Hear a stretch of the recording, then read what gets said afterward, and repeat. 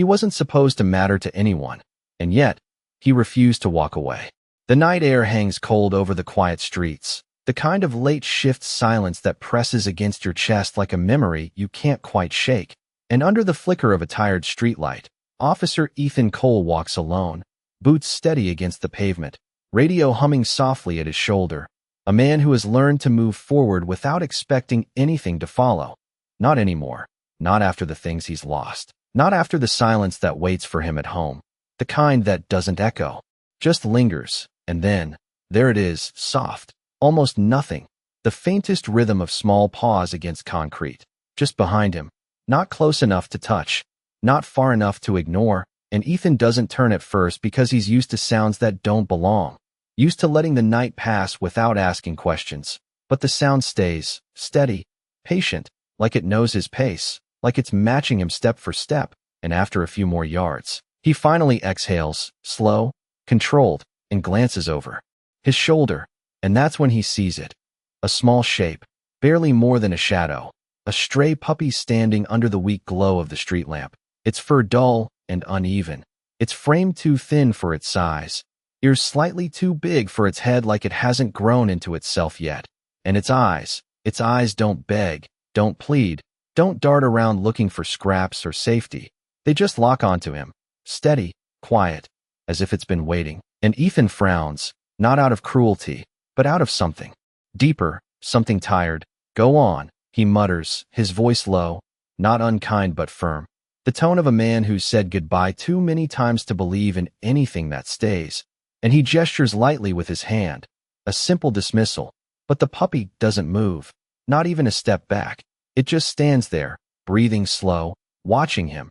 And when Ethan turns again and continues down the sidewalk, he hears it, the soft padding resumes, just as steady as before, and something about that unsettles him more than barking ever could, because barking he understands, fear he understands, hunger he understands. But this silence, this quiet decision to follow without asking for anything in return, that's something else entirely. And he picks up his pace slightly, not enough to run, just enough to create distance. But the sound follows, always just behind, never rushing, never falling away, and the wind shifts, carrying with it the faint scent of rain and something older, something like dust and forgotten corners. And Ethan tightens his jaw, trying to ignore it, trying to keep his mind where it belongs, on patrol routes, on procedure, on anything that doesn't feel like this, because this feels like being watched, not by threat, but by something that knows. And when he finally stops at the edge of a crosswalk, red light glowing against the empty road, he doesn't turn immediately this time. He just stands there, listening, waiting, and sure enough, a second later, the small steps come to a halt behind him, perfectly in sync, and he closes his eyes for just a second, like he's bracing for something he doesn't want to name, before slowly turning around again. And the puppy is closer now, just a few feet away, its chest rising and falling with quiet effort, its paws dusty, its tail low but not tucked, and still those eyes, fixed on him, unwavering, not afraid, not hopeful, just certain. And that's when it hits him. Not loud, not sudden, but deep, like a truth settling into place. This animal isn't following him for food, or warmth, or shelter. It's following him like it has somewhere to lead him, and Ethan feels something tighten in his chest, something he hasn't felt in a long time. Not quite fear, not quite hope, just a question he doesn't want to ask. And under the dim light, with the city holding its breath around them, he takes a slow step back toward the puppy, his voice quieter now, almost uncertain. Why are you still here? And the puppy doesn't bark, doesn't whine, doesn't move away. It simply takes one small step forward, as if the answer isn't something it can say, but something it needs to show. The red light hums faintly above the empty intersection, casting a dull glow across the pavement as Ethan stands there a moment longer than he should, the quiet stretching thin between him and the small animal at his feet. And something in that silence feels heavier than the night itself, like a memory pressing at the edge of his thoughts, waiting for permission to come back. But he does not give it. Not yet. He exhales slowly and turns away again, stepping off the curb as the light changes, his boots striking the asphalt with steady rhythm, and behind him, without hesitation, the soft padding follows, closer now, more certain. And he shakes his head slightly, almost to himself, as if trying to dismiss what he cannot explain. Because there are rules to this job, rules to the world. And one of them is simple. Strays do not choose you like this, not without reason, not without need. And yet this one does not act like it needs anything at all. It does not search for trash cans, does not wander toward the warm glow of diners or back alleys where scraps might wait. It stays with him, matching every turn, every pause, every step, like it has already decided something he has not, and that unsettles him in a way he cannot name. The kind that slips past logic and settles somewhere deeper, somewhere quieter. And as he moves down a narrow side street lined with parked cars and dim porch lights, he finally stops again, this time more abruptly, turning fully toward the puppy, his jaw tightening just slightly. "You cannot keep doing this," he says, voice low but edged with something firmer now. Not anger, not quite, but resistance. The kind a man builds when he knows what attachment costs. And the puppy halts a few feet away, its small chest rising and falling with effort. But it does not retreat, does not cower. It simply stands there, watching him with those same steady eyes. And for a moment, the world feels very still, no sirens, no distant engines, just the faint rustle of wind moving through the street. And Ethan runs a hand over the back of his neck, tension settling into his shoulders. "Go find somewhere warm," he adds, quieter this time, almost like a suggestion, instead of a command.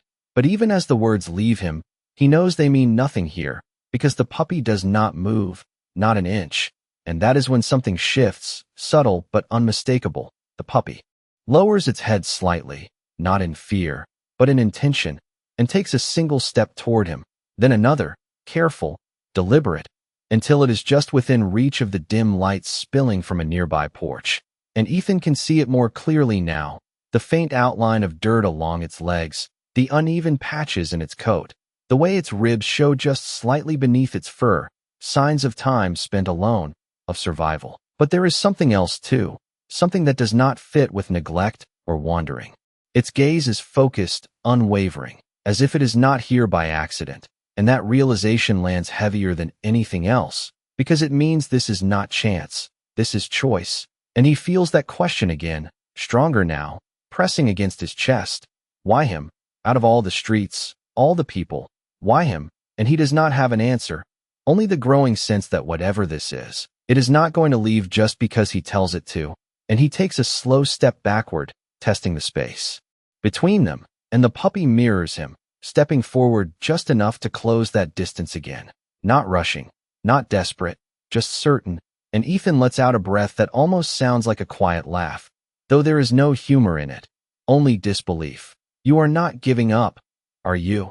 he murmurs, and for the first time, something flickers in his expression, not warmth, not yet, but something less guarded, something uncertain. And the puppy tilts its head just slightly, as if listening, as if understanding something beyond the words. And then it does something small, almost unnoticeable. It shifts its body just enough to angle itself toward the darker end of the street, toward a narrow passage between buildings where the light does not reach. And then it looks back at him, not with urgency, not with fear, but with quiet expectation, like it is waiting for him to follow now. Like the roles have changed without him realizing it. And Ethan feels that same tightness in his chest. Again, sharper this time, because suddenly the silence around them does not feel empty anymore. It feels like it is pointing somewhere, and he stands there for a long second, caught between instinct and something else he cannot quite define, before his eyes flick once more toward the shadowed path ahead. And without fully deciding to, without fully understanding why, he takes a step in that direction. The passage between the buildings swallows the light almost immediately, and the air changes as Ethan steps into it, cooler, heavier, carrying the faint scent of damp concrete, and something older, something forgotten. And for a brief second, he considers stopping, turning back, reminding himself that this is not his responsibility, that whatever this is, it can wait for daylight, for backup, for reason. But the soft sound of pause behind him closes that thought before it can settle, and when he glances back, the puppy is already there, just inside the shadow with him, not hesitant, not uncertain, just present, and that quiet certainty presses him forward in a way he does not fully understand. The narrow path stretching ahead like a question he has already started to answer, and his boots slow, instinct taking over now, his senses sharpening, eyes adjusting to the dim, scanning the walls, the ground, the small details that most people would miss, because this is what he knows, this is what he trusts, and yet tonight it feels different, because he is not the one leading, not really. And after a few more steps, he notices it, the way the puppy moves slightly ahead of him now, not running, not rushing, just guiding, pausing every few feet to glance back as if to make sure he is still there, as if this path matters. And Ethan exhales quietly, more aware now, more alert. All right, he mutters under his breath. Not quite agreement, not quite surrender, but something in between. And they move deeper into the alley, the sounds of the city fading behind them until it is just the faint echo of their movement and the distant hum of traffic somewhere far away. And then the puppy slows, noticeably this time, its body lowering slightly, ears shifting, attention narrowing, and Ethan feels it too. That subtle change in the air, the kind that signals something is not quite right, not dangerous, not yet, but different. And he follows its line of sight, eyes tracing along the uneven ground, past scattered debris and the faint outlines of old crates pushed against the wall, until something catches his attention, not a sound, not a movement, just a feeling, a presence where there should be none, and he stops, his breath steady but quieter now, listening, waiting, and the puppy takes one small step forward, then another, slower this time, more careful, until it reaches a spot near the base of the wall where the shadows seem thicker, and it lowers its head, not sniffing wildly, not searching, but focusing, as if it already knows exactly where to look, and Ethan's chest tightens again, that same question rising, stronger now, because whatever this is, it has been here before. This small creature has come back to this exact place, and that realization carries weight, and he steps closer, crouching slightly, his eyes narrowing as he studies the ground, the subtle marks that most would overlook, faint impressions, disturbed dust, signs that something has been there recently, not long ago, and he feels that shift inside him again, that slow pull from detachment towards something more involved, something he has tried hard to avoid, and the puppy lets out a soft sound, barely audible, not a bark, not a whine, just a quiet breath of urgency, and it nudges forward just enough to draw his attention to a darker corner where the wall meets the ground, partially hidden behind a discarded piece of wood, and Ethan reaches out carefully, moving the board just a few inches, enough for the light from the alley entrance to reach further in, and for a moment, nothing is clear, just shapes, shadows, and silence. And then something shifts, not sharply, not suddenly, but enough for him to realize that whatever brought this puppy to him, whatever made it follow him through the night without hesitation, is here, waiting, and he freezes there for a second, hand still on the edge of the wood, breath held just slightly, because he knows, before he fully sees it, that this is the reason, and something about that makes his chest feel heavier than it has in a long time, as if the night itself has been leading him here all along, and behind him, the puppy does not move, it simply stands, watching, as if this moment, this discovery, was always meant to happen.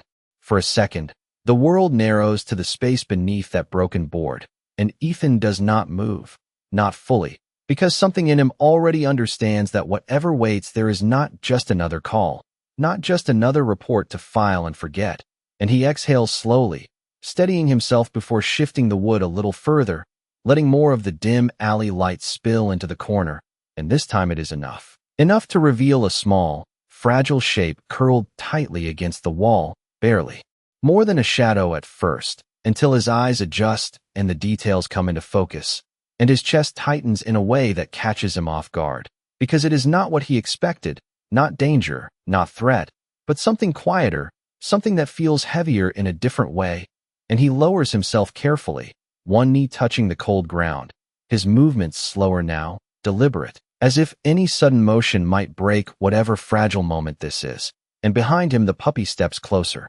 not rushing, just closing the distance as if it has been waiting for this exact second, and Ethan reaches out, stopping just short of contact, his hand hovering for a moment as he takes in the scene more clearly, the faint outline of a small bundle tucked into the corner, wrapped in worn fabric that has seen too many nights like this. The edge is frayed, the color faded, and there is a stillness to it that makes his breath catch. Not because it feels empty, but because it feels quiet in a way that demands care.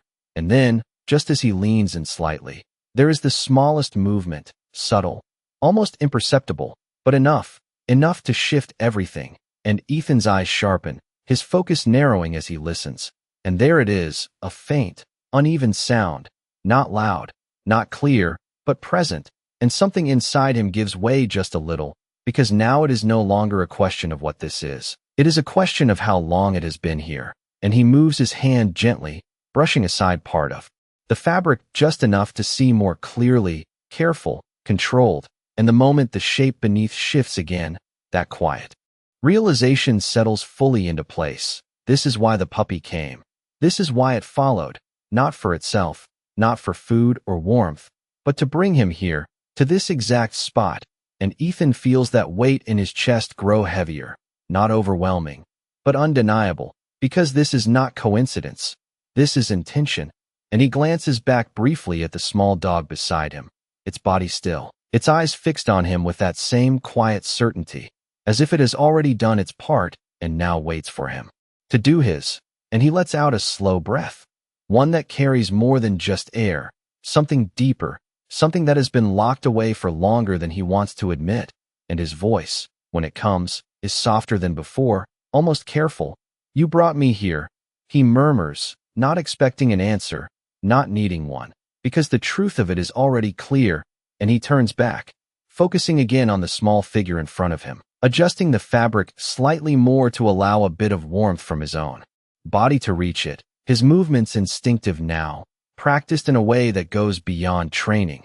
And for a moment, everything else fades, the city, the night, the weight of his past, all of it pushed aside by this single, quiet responsibility, and he reaches for his radio with his free hand, pressing it lightly but not speaking immediately, as if giving himself one more second to fully understand the moment before it becomes procedure, before it becomes something official. And in that second, he looks once more at the puppy, really looks this time, not as a stray, not as a problem to solve, but as something else entirely, something that chose him when it did not have to, something that trusted him without reason.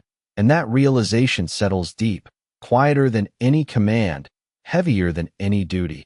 And as he finally brings the radio closer, his voice steady but softer than it has been all night, he knows this moment will not leave him the same way others have, because this was not just something he found, this was something that found him.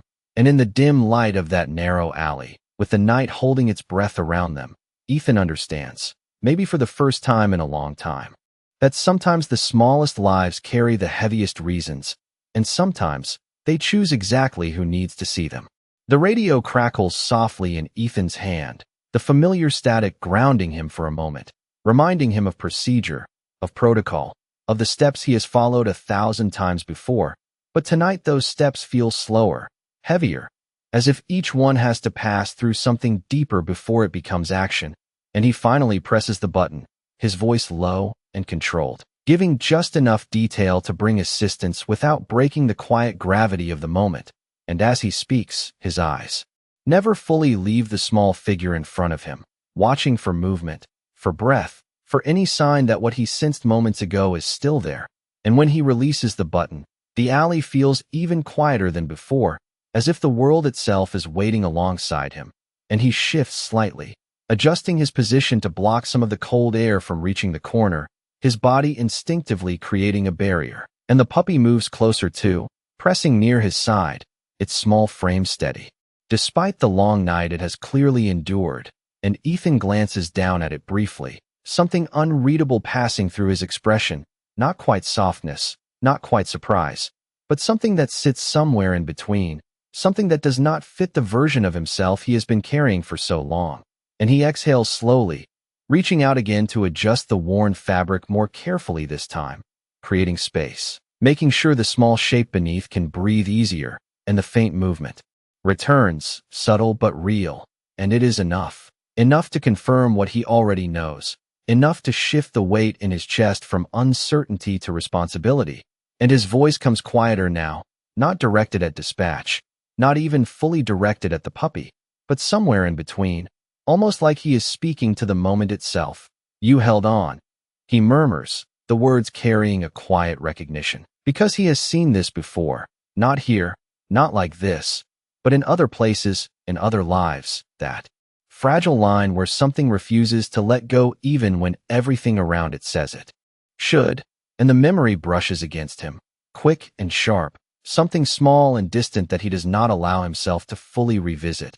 But it is there, enough to make his chest tighten just a little more, and he shifts his jacket slightly, carefully, using it to shield the corner further, the fabric catching the faint light as it settles into place.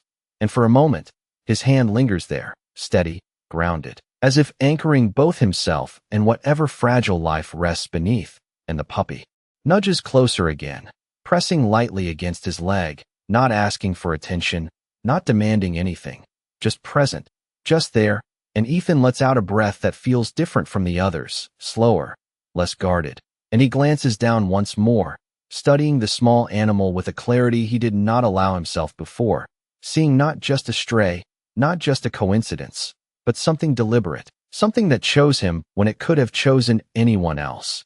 And that realization settles deeper than he expects, because it means this moment is not random. It means there is a reason he is here, and reasons have weight, reasons stay. And for a second, he almost resists that thought, almost pushes it away like he has done with so many others. But the quiet presence beside him does not allow that distance, and the faint movement in the corner holds him there, anchored, unable to step back into detachment. And in the distance, the soft echo of approaching sirens begins to rise, faint at first, then gradually clearer, a reminder that help is coming, that this moment will soon shift into something more structured, more controlled. But for now, for these few seconds, it is still just him, the puppy, and the fragile life they found together. And Ethan feels something inside him loosen, just slightly, not fully, not completely, but enough to let something in that has been kept out for far too long. And he lowers his voice again, softer now, almost a whisper. "You did good," he says, not to himself, not entirely, but to the small dog at his side, acknowledging the quiet courage it took to follow, to trust, to lead him here without knowing what would happen next. And the puppy does not react with excitement or movement. It simply stays where it is, steady, calm, as if it understands that its job was never to be seen, only to be followed. And as the distant lights begin to flicker faintly at the end of the alley, Ethan keeps his place, unmoving, guarding the space with a stillness that feels almost unfamiliar, because for the first time in a long while, he is not just responding to something. He is part of it, part of something small and quiet and deeply human, something that does not need words to matter. And in that narrow stretch of shadow and dim light, with the night slowly giving way to something else, he realizes that sometimes the reason you are chosen is not because you are ready, but because something else believes you should be. The distant sirens grow louder now, echoing off the narrow walls of the alley in slow, rhythmic waves, and with each passing second, the world outside begins to press back in. But Ethan does not move from where he kneels, his focus anchored in the small space in front of him, as if stepping away, even for a moment, might undo something fragile that has only just begun to hold together. And the light at the far end of the alley flickers faintly as a patrol vehicle approaches, its glow stretching long shadows across the ground. But here, in this quiet corner, time seems to slow, stretching thin between breaths, and Ethan lowers his gaze again, watching closely as the faint movement beneath the worn fabric shifts once more, subtle, uneven, but present, and something in his chest loosens further, not relief exactly, but recognition, the kind that settles deep and quiet, and he adjusts his position slightly, careful not to disturb the small space he has created, his jacket still draped protectively, his presence steady and deliberate, and beside him, the puppy remains, its body pressed lightly against his leg, its breathing soft but steady, no longer scanning, no longer searching, as if it knows the hardest part is over. And Ethan reaches down slowly, his hand hovering just above the puppy's back for a brief second before resting there, gentle, grounding, not a gesture he thinks about, just one that happens, and the warmth beneath his palm feels real in a way that surprises him. A quiet reminder that not everything fragile breaks. Some things endure, and that thought lingers longer than he expects, settling into a place he has kept closed for too long. And the sound of a car door opening at the alley entrance pulls his attention briefly, voices low and controlled, approaching with purpose, but he does not call out immediately, does not rush to meet them. Instead, he stays where he is, finishing this moment on his own terms, because something about it feels personal in a way that cannot be handed off too quickly. And he glances once more at the small shape in front of him, then at the puppy, and the connection between the two feels clearer now, not just cause and effect, but something deeper, something chosen, and his voice, when it comes again, is quiet, almost reflective. "You stayed," he says softly, the words carrying more than their meaning, because staying is not something he has trusted in a long time, not from people, not from life. But here it is, undeniable, a small creature that refused to leave, that crossed distance and darkness to bring him here. And that truth settles heavier than anything else, because it means that sometimes, what matters most does not call for help in loud ways. It simply waits, trusting that someone will listen, and the approaching footsteps grow closer now, the soft beam of a flashlight cutting through the shadows. But Ethan lifts a hand slightly, signaling them to slow, to be careful, his voice low as he gives quiet direction, guiding them without breaking the stillness more than necessary. And as they move into position, as the space begins to fill with quiet professionalism and practiced care, he finally shifts back just enough to allow them access. But he does not step away completely. Not yet. He remains close, watching, present, as if something inside him refuses to let this moment pass without bearing witness to its end. And the puppy stays with him, unmoving, its gaze flicking briefly toward the others before returning to him, steady as before. And Ethan feels that same unfamiliar weight in his chest again. But this time it is not heavy in a way that drags him down. It is grounding, anchoring, as if something that was lost has found a small way back. And as the careful hands of those who arrived begin their work, as quiet voices replace the silence, Ethan finally lets out a breath he did not realize he was holding, long and slow, and he looks down at the puppy once more, really seeing it now, not just as the beginning of this night, but as the reason it changed. And his hand rests again briefly against its back, a silent acknowledgement. And in that moment, with the night beginning to shift and the weight of what happened settling into something quieter, he understands something he has avoided for a long time, that sometimes the smallest guides lead you to the places you did not know you needed to return to. And sometimes they do not just save someone else, they bring something back to you as well. The alley no longer feels as narrow as it did before, though nothing about its walls or shadows has changed, and Ethan stands slowly now, his knees stiff from the cold ground, his hand lingering for just a second longer on the edge of the space where everything shifted, as if leaving it too quickly might break the quiet thread that still connects him to it. And the soft murmur of voices continues behind him as the responders work with careful precision, their movements practiced but gentle, and he steps back just enough to give them room, though not far enough to lose sight of what is happening, because something in him needs to see this through, not as an officer, not as part of procedure, but as something else entirely, been all night. But there is something softer there now, something that was not there before, and Ethan exhales quietly, the sound almost lost beneath the distant hum of the city beginning to wake, and for a moment, he lets his eyes drift toward the alley entrance, where faint light from early morning begins to replace the darkness, a pale gray pushing gently against the edges of night. And he realizes how much time has passed without him noticing, how the hours have slipped by not in urgency, but in quiet shifts that changed everything without demanding attention. And that thought settles in him as he looks back again, just in time to see the responders preparing to move, their careful work transitioning into the next step. And something in Ethan's chest tightens again, not with fear, not with uncertainty, but with something closer to release, as if the moment that held him here is beginning to let go, and he takes a slow step back, giving them the space they need, but his eyes remain fixed, watching as the fragile life they found is lifted with care, handled with the same quiet respect that filled the alley before anyone else arrived. And he feels it then, That subtle shift inside him, like something long held in place, has finally begun to move, not breaking, not collapsing, just shifting, making room for something else, something he has not allowed himself to feel in a long time. And beside him, the puppy moves again, stepping slightly forward, its attention following the same motion, its body aligned with the moment as if it understands the importance of it without needing to be told. And Ethan watches it for a second longer, then slowly lowers his hand, resting it gently against the side of its neck, a quiet gesture, steady, grounding. And this time the puppy leans into it just slightly, not out of need, but out of recognition. And that small movement carries more weight than anything else that has happened, because it is not about survival anymore. It is about connection, about something that chose to stay when it could have walked away. And Ethan swallows slowly, his throat tightening just enough to remind him that this moment is real, that it is not something he can file away and forget like so many others. And as the responders begin to move toward the alley entrance, carrying with them the reason this night unfolded the way it did, Ethan takes one final look at the corner where it all began, the place that was just another shadow before, now marked by something invisible but permanent.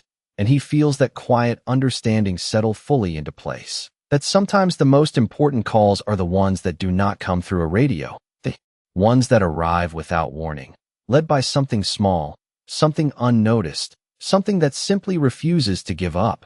And as he finally turns to follow, stepping out of the shadow and into the early light, the puppy moves with him, not ahead this time, not guiding, just beside him, matching his pace without effort. And Ethan does not question it anymore, does not try to send it away, because somewhere between the silence of the alley and the first light of morning, something has changed, not loudly, not dramatically, but in a way that feels steady and real. And as the city begins to wake around them, he realizes that this night did not just bring him somewhere. It brought something back with him, something small, something quiet, something that chose him just as much as he chose to follow. And for the first time and longer than he can remember, he does not feel the need to walk alone. The early morning light stretches wider now across the street as Ethan steps out of the alley, the gray sky slowly softening into pale blue, and the city begins its quiet return to life. Distant engines, the low hum of tires on asphalt, a door opening somewhere down the block, all of it blending into a familiar rhythm that feels strangely new after the stillness of the night. And he pauses for just a moment on the sidewalk, not because he has to, but because something in him is not ready to move too quickly past what just happened. And beside him, the puppy stands close, its small body angled slightly toward him, no longer searching, no longer leading, just present in a way that feels settled. And Ethan glances down at it, really seeing it in the morning light for the first time, the uneven coat catching a hint of warmth now, the faint dust along its legs, the quiet steadiness in its posture. And he exhales slowly, the breath carrying a weight that is no longer as heavy as before, just different. And he shifts slightly, rolling his shoulders as if adjusting to something unseen. And for a second, his hand moves instinctively toward his radio, then stops, because there is nothing more to call in, nothing more to report. The moment that mattered has already passed, and yet it has not left. Not really. It lingers in the way his chest feels lighter and fuller at the same time. And he looks ahead down the street, the path familiar, predictable, but now carrying something it did not before. And when he takes his first step forward, the puppy moves with him, perfectly in sync, not ahead, not behind, just beside. And there is something in that simple alignment that settles deeper than any explanation could. And they walk like that for a while, quiet, steady, the kind of silence that no longer feels empty. And as they pass under the soft glow of a fading streetlight, Ethan glances down again, a faint crease forming between his brows, as if he is considering something he has not allowed himself to consider in a long time.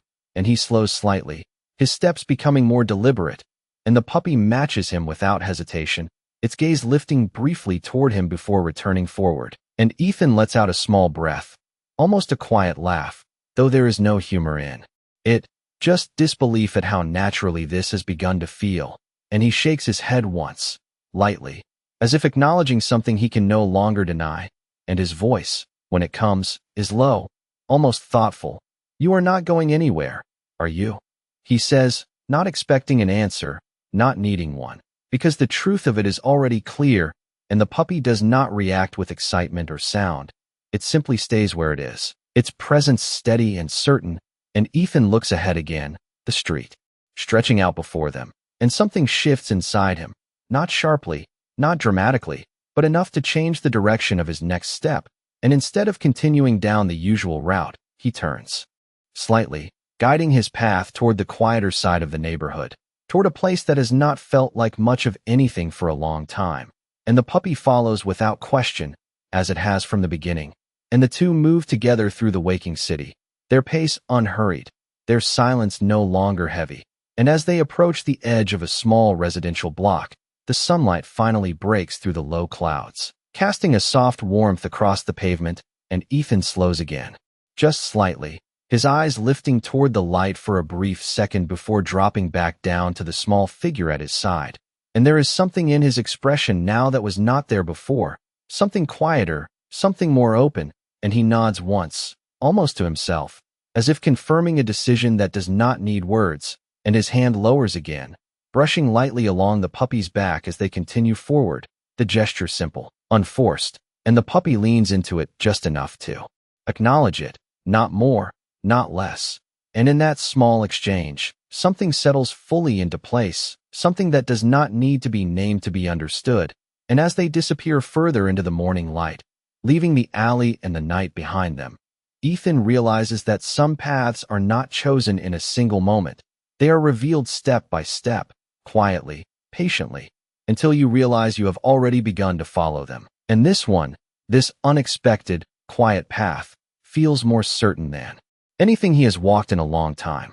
The street grows quieter again as the morning settles into itself, the early rush still a few minutes away, and Ethan slows his steps as they reach the small house at the end of the block, a place that has stood unchanged for years, its paint slightly worn, its porch light still faintly glowing though the sun has already taken over, and he stops just before the walkway, his eyes resting on the front door longer than necessary, as if measuring the distance between what this place has been and what it might become. And beside him, the puppy pauses too, not pulling forward, not wandering off, just waiting, as it has from the very beginning, and Ethan exhales. Slowly, the breath steady, carrying something quieter now, something that no longer feels like resistance, and he steps forward, his boots soft against the concrete path, each step deliberate, not out of hesitation, but out of awareness. And when he reaches the porch, he pauses again, his hand hovering near the door for just a second before lowering. Not yet, not because he is unsure, but because something about this moment feels like it deserves to be felt fully before it changes, and he glances down, meeting the puppy's eyes once more. And this time there is no question in his gaze, no distance, just recognition, and he nods slightly, almost imperceptibly, as if acknowledging something that does not need to be spoken. And then he crouches down, bringing himself closer to its level, his movements calm, unhurried, and he studies it for a moment longer, taking in every detail, the way its ears tilt just slightly, the way its breathing has steadied, the quiet strength in something so small. And his hand lifts, resting gently against the side of its neck, his fingers brushing through its fur with a softness that feels unfamiliar but right. And his voice, when it comes, is low, steady, carrying the weight of everything that has led them here. "You found me," he says quietly, and the words settle between them, not as a question, not as a surprise, but as a truth that has been there all along. And the puppy does not move away, does not shift, it simply leans into his hand, just enough to answer in the only way it knows how, and Ethan feels it then, not sudden, not overwhelming, but steady, like something returning to a place it once belonged. And he nods once more, to himself this time, as if closing a chapter he never realized was still open, and he rises slowly, reaching for the door again, this time without pause, turning the handle and stepping inside. And for a brief second, he glances back, not out of doubt, but out of habit, and the puppy is there, right at the threshold, waiting, not unsure, not hesitant, just present. And he opens the door wider, stepping aside just enough, a quiet invitation without words, and the puppy crosses into the house without hesitation, its small paws moving across the floor with the same quiet certainty that brought it through the night. And Ethan closes the door behind them, the soft click echoing gently in the stillness of the room. And for a moment, everything is quiet again. But this time it is not the kind of silence that lingers with absence. It is the kind that settles with presence. And he stands there, looking at the small figure now inside his home. And something shifts fully into place, not loudly, not dramatically, but in a way that feels permanent. And he moves toward the kitchen slowly, filling a small bowl with water, setting it down carefully, watching as the puppy approaches, not rushing, not desperate, just steady. And as it begins to drink, Ethan leans lightly against the counter, his gaze softening in a way he no longer tries to hide. And after a moment, he speaks again, quieter this time, almost like a promise. "Mercy," he says, testing the name in the space between them, and the puppy pauses briefly, lifting its head just enough to look at him. And something about that moment feels right, not because it is perfect, but because it is real. And Ethan nods once, more certain now, as if the name has settled into place just as much as everything else has. And he lets the silence return, not empty, not heavy, but full. And as the morning light filters through the window, casting soft lines across the floor, he realizes something simple and true, that sometimes the things we are meant to carry back with us are not burdens, but beginnings. And sometimes they arrive quietly, on four small paws, asking for nothing, offering everything, and choosing you before you even realize you needed to be chosen.